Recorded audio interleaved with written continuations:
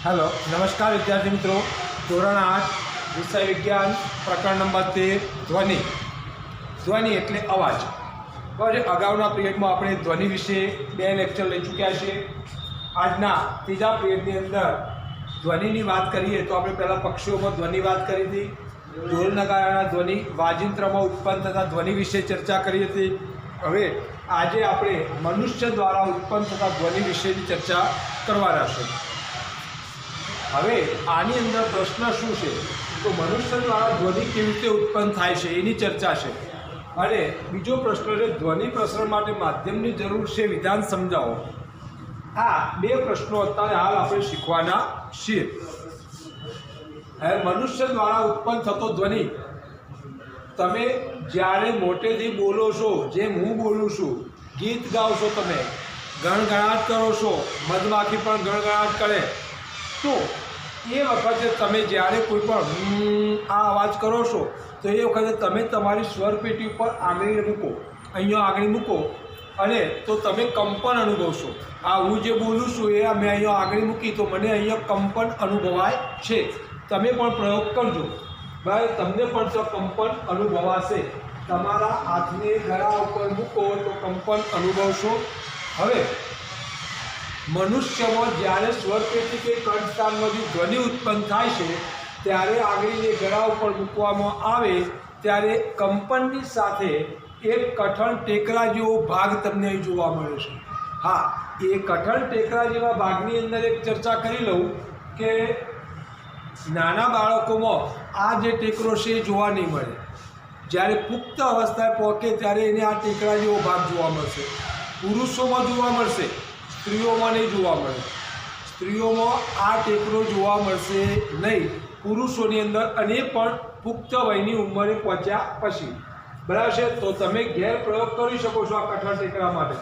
તો મેં કીધું એ બાબતને ધ્યાન આપવાનું છે। પછી તો કોઈક સાહેબ તમે ખોટું બોલ્યા, મારો તો ટેકરો દેખાતો નથી, બરાબર છે, એવું ના બને, બરાબર છે, કારણ કે ઉંમરને આધીન છે, બરાબર છે। તમે કોઈ પણ વસ્તુ ગળીએ છીએ આપણે, જેમ કે દવાની ટેબ્લેટ આપણે ગળીએ તો એ ટેબ્લેટ ગળીએ ત્યાર કે ખાઈએ તો આ ભાગને હલનચલન થતો તમે જોવા મળશે। હવે જે આ હલનચલન થતો આ ભાગ છે એ જ ભાગને આપણે સ્વરપેટી કહીએ છીએ। તો આ સ્વરપેટીની આખી સમજૂતી આપી દીધી। હવે તમારે એની વ્યાખ્યા કેવી રીતે લખવી, બરાબર છે। શરીરના આ ભાગને આપણે સ્વરપેટી કહીએ છીએ, સ્વરપેટીની। તો એની વ્યાખ્યામાં તમારે આ જ મુદ્દાઓ ઉપરના લખવા પડે, પણ એને શોર્ટમાં લખવાના। જ્યારે આપણે બોલીએ છીએ, ખાઈએ છીએ અથવા ગણગણાટ કરીએ છીએ ત્યારે ગળાની નીચેનો ભાગ જે, બરાબર છે, જે આપણે ટેકરા જેવો ભાગ અનુભવાય છે, જેને આપણે સ્વરપેટી તરીકે ઓળખીએ છીએ। હવે એનું સ્થાન પણ તમે નક્કી કરી શકો છો। હવે તે સ્વરપેટી એ શ્વાસ નળીના ઉપલા છેડા ઉપર હોય, બરાબર છે। એ મનુષ્યની જ્યારે પાચન તંત્રની આકૃતિ આવશે ત્યારે એનું સ્થાન તમને બતાવવામાં આવશે। 2 સ્વર તંતુઓ સ્વરપેટી અથવા કંઠ સ્થાનથી એવી રીતે ખેંચાયેલા હોય છે કે જેથી એક સાંકડી તિરાડ જોવા મળે છે, અને એ તિરાડ એ હવાની અવર જવર કરવા માટે બંને વચ્ચે આવેલી હોય છે, બરાબર છે। હવે જ્યારે ફેફસા તિરાડ દ્વારા હવા ધકેલે છે, ફેફસા જ્યારે આમ આપણે હવા લીધી તો આપણા ફેફસા ફૂલે છે, જ્યારે આપણે હવાને બહાર કાઢીએ છીએ ત્યારે સંકોચાય છે। તો ફેફસાની તિરાડ, બસ જ્યારે ફેફસા તિરાડ દ્વારા હવા ધકેલે છે ત્યારે સ્વરતંતુઓ કંપન અનુભવે છે। કંપન એટલે કે ધ્રુજારી અનુભવે છે અને ધ્વનિ, અને એના કારણે આપણામાં ધ્વનિ ઉત્પન્ન થાય છે, બરાબર છે। હવે ધ્વનિ કેવી રીતે ઉત્પન્ન થયો મનુષ્ય દ્વારા, બરાબર, સ્વરપેટી કોને કહેવાય, સ્વરપેટીનું સ્થાન કયું છે, આવા નાના નાના પ્રશ્નો તો ઘણા બધા છે।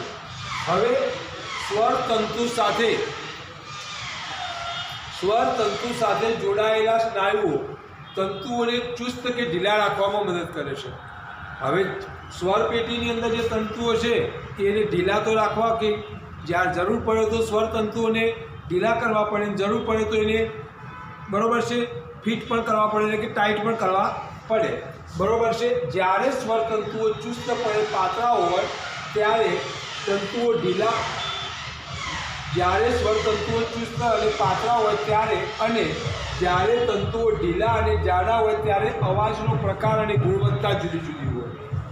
જ્યારે સ્વર તંતુઓ, ધ્યાન આપજો, જ્યારે સ્વર તંતુઓ સાથે જોડાયેલ તંતુઓ ચુસ્ત અને ઢીલા રાખવામાં આવે, જ્યારે સ્વર તંતુઓ ચુસ્ત પાતળા હોય ત્યારે, અને જ્યારે તંતુઓ ઢીલા અને જાડા હોય ત્યારે અવાજનો પ્રકાર અને ગુણવત્તા બંને બદલાય છે.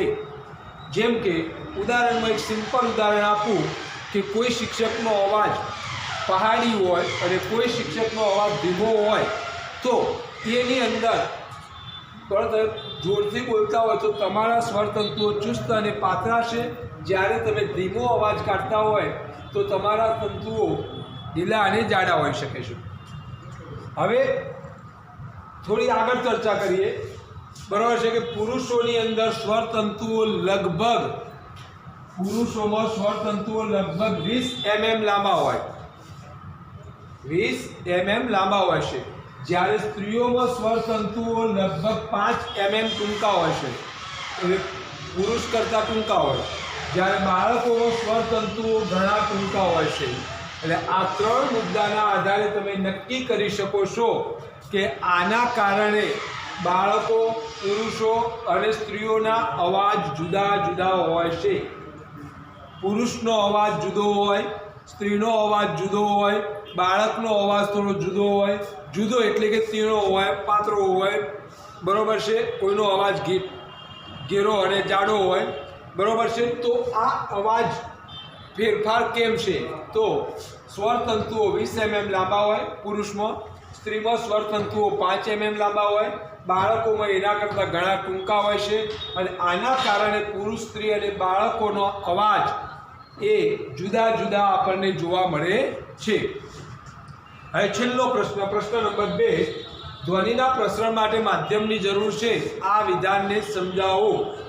તો હું તમને એક સિમ્પલ કહી દઉં કે તમે એક કાચની પેટીની અંદર પૂરવામાં આવે અને કાચની પેટીની અંદર શૂન્યાવકાશ, હવા શોષી લેવામાં આવે અને તમે ત્યાંથી બૂમ પાડશો તો કોઈ બહારનો વ્યક્તિ સાંભળી શકશે નહીં. કેમ? કે ત્યાં હવા નથી, શૂન્યાવકાશ છે, બરાબર છે. તો તમારાથી થોડે દૂર ઉભેલા તમારા મિત્ર સુધી તમારો અવાજ પહોંચે છે, પરંતુ તમે તમારાથી વધારે દૂર ઉભેલા મિત્ર સુધી તમારો અવાજ નહીં પહોંચે. હા, અને અવાજ એને પહોંચાડવો હોય તો તમારે જોરથી બૂમ પાડવી પડે. તો આ ક્રિયાને ધ્વનિની પ્રબળતા તરીકે ઓળખવામાં આવે છે. ધ્વનિની પ્રબળતા એટલે જેમ તમે વધારે જોરથી બોલશો તો ધ્વનિની પ્રબળતા વધે છે, અને ધીમે બોલો છો તો ધ્વનિની પ્રબળતા ઓછી છે, બરાબર છે. એટલે કે માધ્યમમાં એનો પ્રસરણનો વેગ પણ ઓછો હોય.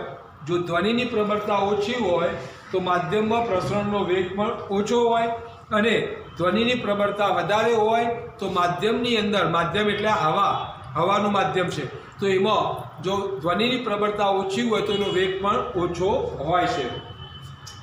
હવે ધ્વનિને પ્રસરવા માટે માધ્યમની જરૂર છે એવું આપણે વિધાન સમજાવવા માંગીએ છીએ. તો કોઈ પાત્રમાંથી બધી હવા દૂર કરી નાખો, બરાબર છે, અને પછી એ પાત્રમાં શૂન્યાવકાશ છે તે માની લેવાનું છે, અને શૂન્યાવકાશમાં ધ્વનિ પ્રસરણ થઈ શકતો નથી, ધ્વનિ પ્રસરણ થઈ શકતો નથી. આ પરથી તમે કહી શકો છો કે ધ્વનિના પ્રસરણ માટે માધ્યમની જરૂર છે, બરાબર છે, માધ્યમની જરૂર છે, બરાબર છે. હવે હોમવર્કની અંદર તમને કહી દઉં કે બોર્ડ ઉપર મેં 2 પ્રશ્નો લખેલા છે, બરાબર છે. મનુષ્ય દ્વારા ઉત્પન્ન થતા ધ્વનિ વિશે ટૂંક નોંધ તમારે લખવાની છે. અને પ્રશ્ન નંબર 2, ધ્વનિના પ્રસરણ માટે માધ્યમની જરૂર હોય છે, આ વિધાન સમજાવો. આ તમારો હોમવર્કની અંદર બીજો પ્રશ્ન છે. આ 2 પ્રશ્નો તમારે મેં બોર્ડ ઉપર લખ્યા છે એ જ પ્રમાણે લખવાના છે. હવે વિદ્યાર્થી મિત્રો, આની અંદર બીજા ઘણા નાના પ્રશ્નો બની શકે છે, બીજા ઘણા નાના પ્રશ્નો બની શકે. કયા કયા? તો સ્વર પેટી કોને કહે છે, બરાબર છે, એક એ પ્રશ્ન બની શકે છે. બીજો પ્રશ્ન અહીંયા, પુરુષોમાં સ્વર તંતુનો લગભગ ખાલી જગ્યા mm લાંબા હોય છે, બીજો પ્રશ્ન, સ્ત્રીઓમાં સ્વરતંતુઓના લંબાઈ ખાલી જગ્યા હોય છે. ત્રીજો પ્રશ્ન, બાળકોમાં સ્વરતંતુઓ કેવા હોય?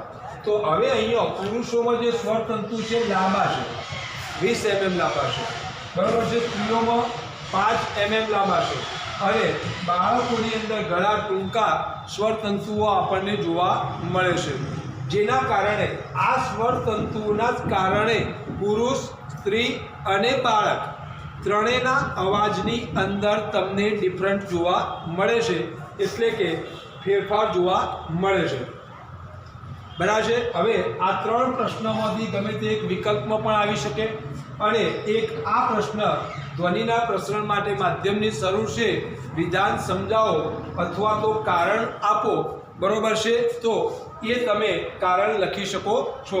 હોમવર્કની અંદર બોર્ડ ઉપર લખેલા 2 પ્રશ્નોના જવાબ લખવા અને કંઈ સમજણ ના પડે તો તમે મને ફોન કરીને પૂછી શકો છો, બરાબર છે. જય હિન્દ, અસ્તુ.